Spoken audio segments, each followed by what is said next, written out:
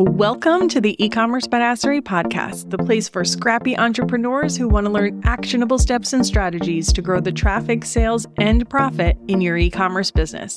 I'm your host, Jessica Totillo-Coster, a 20-year retail veteran and former brick-and-mortar boutique owner who spent 3 years as the only employee of a 7-figure online store. That shit was crazy. I know exactly how it feels to do all the things, and I'm sharing everything I learned the hard way so you don't have to. I may have started this business by accident, but supporting badass bosses like you lights me the fuck up, and I am so stoked to see you grow. Are you ready, babe? Let's roll. Welcome back to the E-commerce Badassery Podcast. I'm your host, Jessica Totillo-Coster.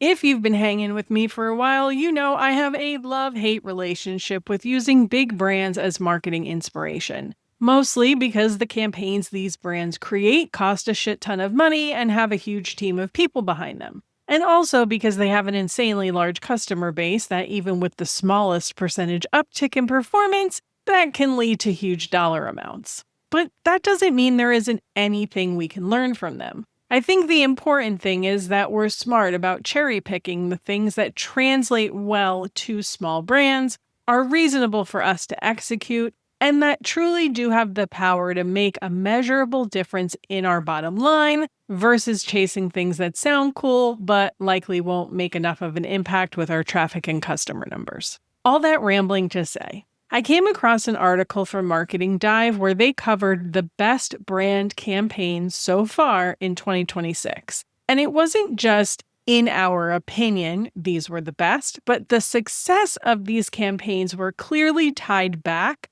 to reported results from the companies themselves. Gotta love public companies and their earnings calls, right? While I won't be going into the specifics of the numbers, check the show notes for a link to the original article, I wanted to share the underlying takeaways that you can translate into your business, no multi-million-dollar marketing budget required. Let's start with one that has been a huge part of the conversation lately, making your values visible and being loud and proud about what you care about. This one can be exceptionally difficult for smaller businesses. Many of you want to stay as neutral as possible to avoid repelling people. And depending on your unique business, sometimes that is the right move. But for some brands, the opportunity is actually in the opposite direction, leading with what you believe so the right people can find you. Aerie just did this with their 100% Aerie Real campaign, which included a pledge not to use AI to represent women in their ads, a move Dove made a few years earlier with their own commitment to real beauty. More on Dove in a bit. In a world where consumers are increasingly surrounded by AI-generated images, influencers, music content, and customer service, human connection has become a differentiator. Whether it's a commitment to not using AI-generated content or just that customers can actually talk to a human when they need to, consumers want to know there are real humans behind the brands they support. Your values don't need to become a political statement, unless you want them to, or a marketing gimmick. But if there is something your brand genuinely believes in, don't hide it. The right customers are often looking for those signals that tell them this brand gets me. Now, a quick caveat. When it comes to leading with values, remember that they're only going to be a deciding factor for the people who really care about that particular thing. For everyone else, those values might make them feel good about their purchase, but they probably won't be the reason they choose your brand. The weight those values carry will be different depending on the customer. So don't put all of your eggs in the values basket. They should strengthen your brand, not replace having a product people actually want, great customer experience, and all the other things that go into having a successful product brand. This next lesson comes from Coach, a brand that had a bit of a rough ride after the early 2000s era of logo saturation and outlet malls, but over the last few years, they've made a pretty impressive comeback by focusing on their position of attainable luxury, viral social media trends, and a bit of nostalgia. And they've done all that by letting customers participate in the brand, specifically Gen Z. And in their continuing effort to connect with that generation, they launched their Explore Your Story campaign. In all honesty, the campaign is a little convoluted for my taste, but the goal of the campaign is to position themselves as a brand that is part of consumers' individual identities versus a status symbol. But it's not even the campaign or the goal of the campaign that I wanted to highlight. It's who they brought in to help develop it.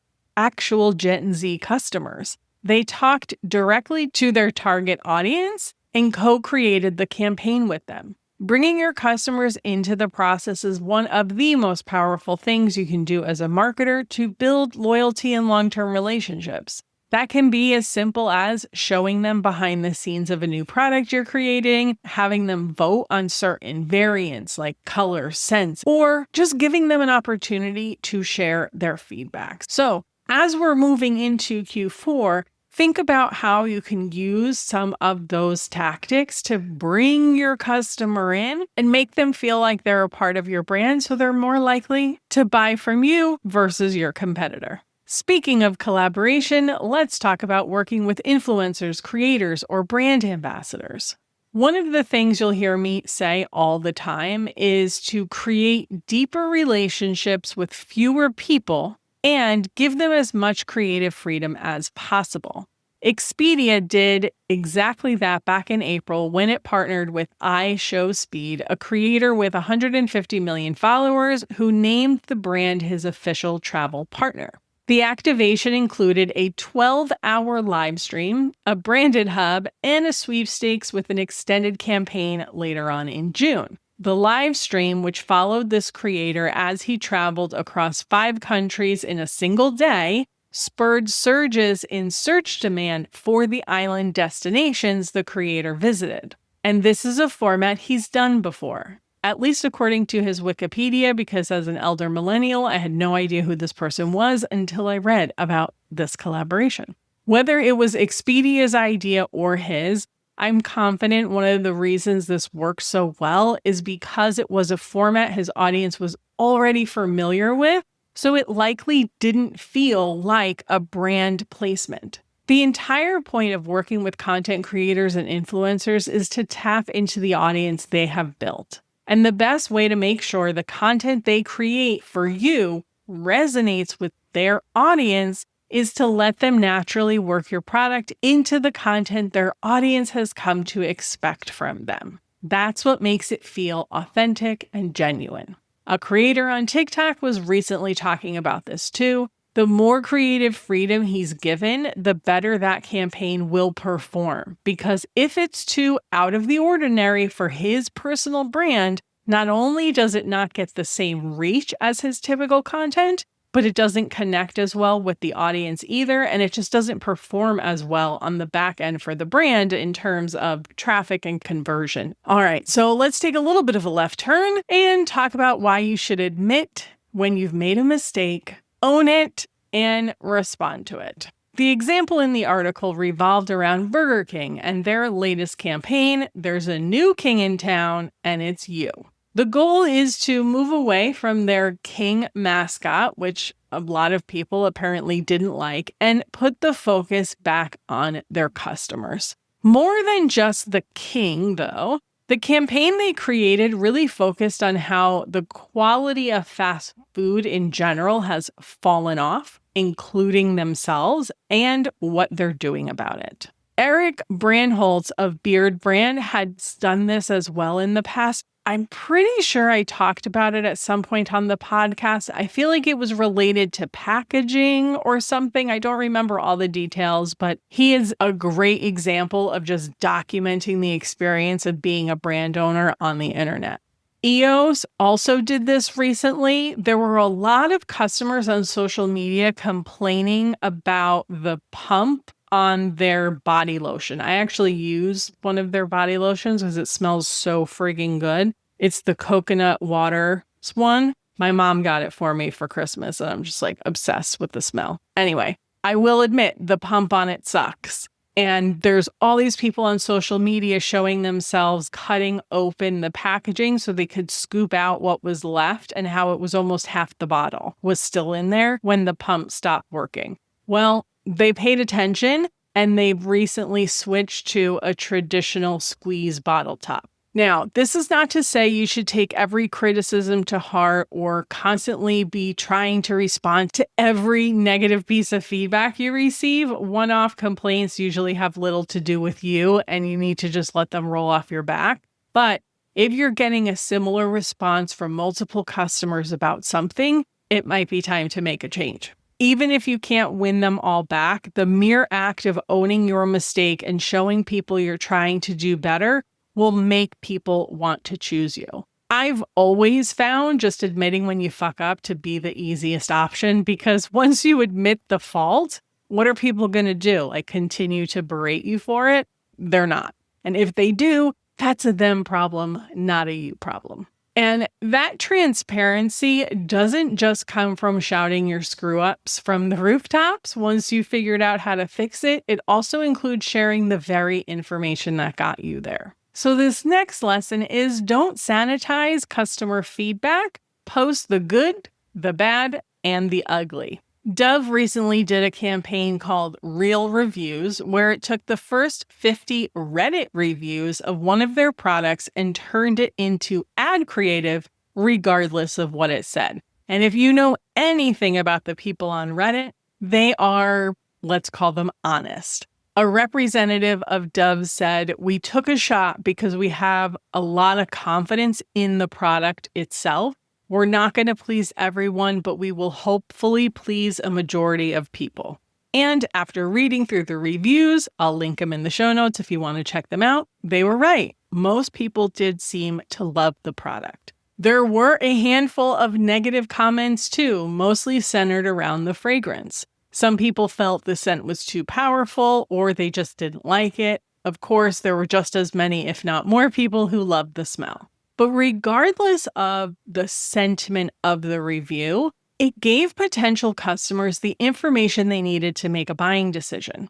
And just like one man's trash is another man's treasure, one user's negative might be a positive for someone else. There were 2 reviews specifically that really stood out to me because even though there was a negative-ish sentiment, it would still sell the product to the right customer. The first review talked about how they hated the smell, but the product performed as well as the more expensive brands. Another review mentioned the smell as well, but noted that it didn't linger after her hair was dry. So for a customer who hates spending a lot of money on higher end brands, but might have been turned away because of the negative feedback on the smell, being assured that it doesn't linger might be enough to convert them. My point is, looking at all of these reviews together, the good, the bad, and the ugly, gives the customer a much fuller picture. And if the goal is to help customers self-select whether or not the product is right for them versus tricking them into buying a product they're going to hate, then these reviews will do their job. And that's how I want you to think about the reviews on your website. I know a lot of us are compelled to filter out negative reviews, but the truth is, a store or product that only has positive reviews can often be perceived as fake or curated. Most people aren't going to believe that there isn't one customer who was disappointed by their experience with your product or brand. And that's why I always recommend that you leave negative reviews, but provide a response. Even if the customer is being completely ridiculous and over the top, truth is the average customer will see through the ridiculousness of it anyway and know that that's just that customer. Plus, when they see responses from you, whether it's gently explaining user error or acknowledging whatever it is that you need to do better, it will show potential customers that you actually give a shit and are listening, which could be enough to get them to give you a shot. Another lesson from Dove, and of course my favorite of the day, is that consistency beats reinvention. Dove's Real Reviews campaign was an extension of their Real Beauty campaign they launched in 2004. The goal of that campaign was to challenge media-driven beauty standards and start featuring everyday women in their campaigns. From that initial Real Beauty initiative, they have launched a number of other campaigns and projects, including the Real Beauty Sketches, the Self-Esteem Project, and a commitment to never using AI or digital distortion to replace or misrepresent real women in its advertising. But they all tie back to the original purpose of Real Beauty. This is such a great example of how you can deliver your branding and marketing in unique ways without changing the underlying message. Real Beauty is clear enough that people know what Dove stands for, but leaves room to connect with people in multiple different ways across different generations, cultural moments, etc. So when I say to you that you need to be consistent and repeat yourself all the time, that doesn't necessarily mean to just use the same exact words over and over, although there's definitely power in that too, not gonna lie. But the point is to be positioned and known for something in your industry and to make sure that any marketing initiative, campaign you create always ties back to that in some way and supports whatever that big umbrella idea is. So they're a really great example. Again, I'm going to have links in the show notes. I definitely recommend you go check them out to see what they've been doing to get those creative juices flowing. So what is the big takeaway from all of this? It's not that you need to have a whole bunch of money or a big, huge team or to partner with some celebrity creator, but it's to show you that even the biggest brands are winning by doing a lot of the same things that smaller brands can do really well. Knowing what they stand for, listening to their customers, building real relationships, and being willing to show up like actual humans instead of faceless companies. Like, think about it. These big, huge brands are trying to do what small brands already naturally do. That means you hold a lot of power when you think about it, right? And what's even more powerful is you have the advantage because when you do it, it's naturally going to feel more real and more personal because it is. So instead of looking at these campaigns and thinking, well, that's great, but I could never do that, I want you to ask yourself, what is the underlying strategy and how can I translate that into something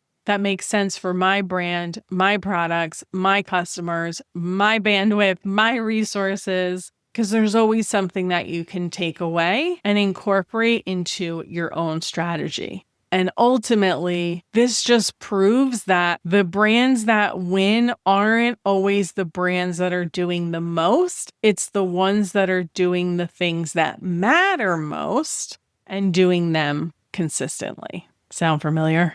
Okay. That, my friends, is a wrap on this week's podcast episode. Make sure you check the show notes at ecommercebadassery.com/387 for links to the articles, campaigns, videos, things that I mentioned here today. I think it will help you kind of wrap your head around some of these concepts and what they look like in real life. As always, thank you so much for hanging out with me today. I hope you have a kick-ass rest of your week, and I'll see you on the flip side. Thank you so much for listening to today's episode. If you want to learn more about growing your e-commerce business, get started with my free resource library at ecommercebadassery.com/free stuff and get an invite to the Lounge, my e-commerce marketing membership. When you're ready for one-on-one support, apply to work with me at ecommercebadassery.com/apply. Before you go, would you do me a quick favor? Leave a rating and review and tap that follow button. This pushes me up the chart so I can support more scrappy e-commerce entrepreneurs just like you. I'm on a mission to reach as many as I can, and I could really use your help. Thanks so much in advance. Until next time, e-commerce friend, stay badass.